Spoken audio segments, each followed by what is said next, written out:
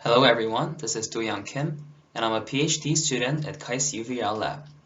I'm happy to present our work, Effects of Virtual Room Size and Objects on Relative Translation Gain Thresholds in Redirected Walking. This paper investigates how the size of virtual space and objects within it affect the threshold range of relative translation gains. Our results indicate that the effect of relative translation gains can be further increased by constructing a perceived virtual movable space that is even larger than the adjusted virtual movable space and placing objects in it. This study starts from relative translation gains, one of the redirected walking techniques that scales the user's movement in virtual space in different ratios for the width and depths. While previous studies assert that a virtual room size affects relative translation gain thresholds on account of the virtual horizon's location, additional research is needed to explore this assumption through a structured approach to visual perception in VR.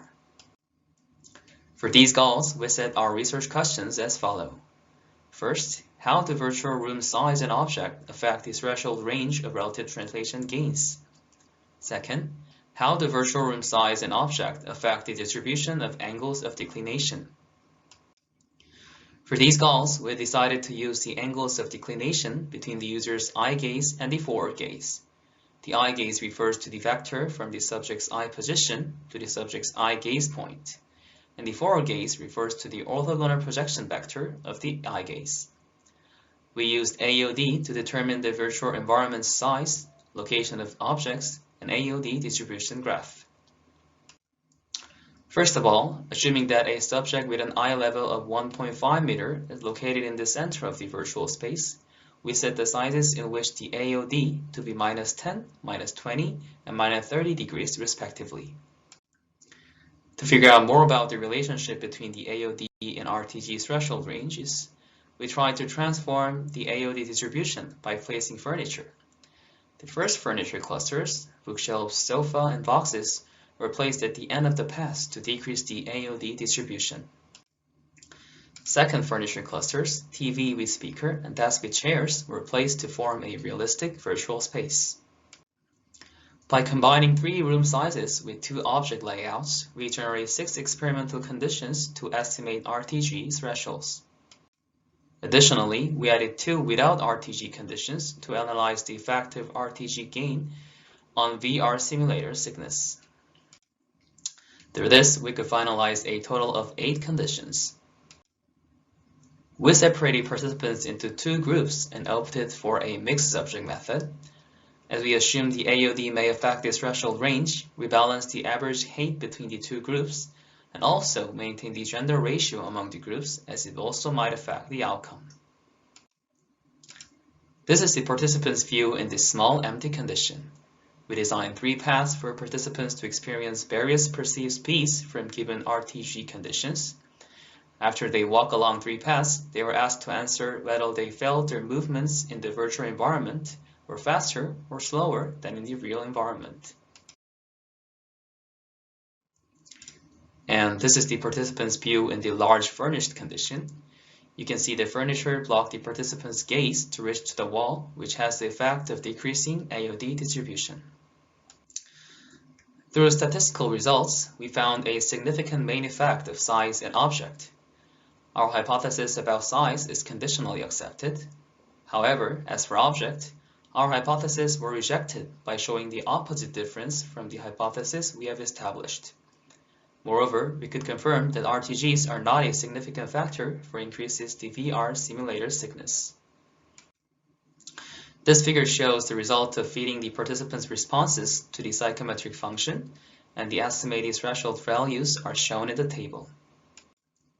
The threshold range was highest in the large furnished condition, and the results indicates that when one axis perceived speed is the same as the actual speed, the other axis perceived speed can be increased to 34% faster than the actual speed. Now let's discuss our results about size. The distribution of AoD in 3 empty spaces support our statistical result. In this graph, the virtual horizon noticeable AoD areas are colored. The graph shows that users often look at the virtual horizon and that the distribution of AoD varies depending on the size.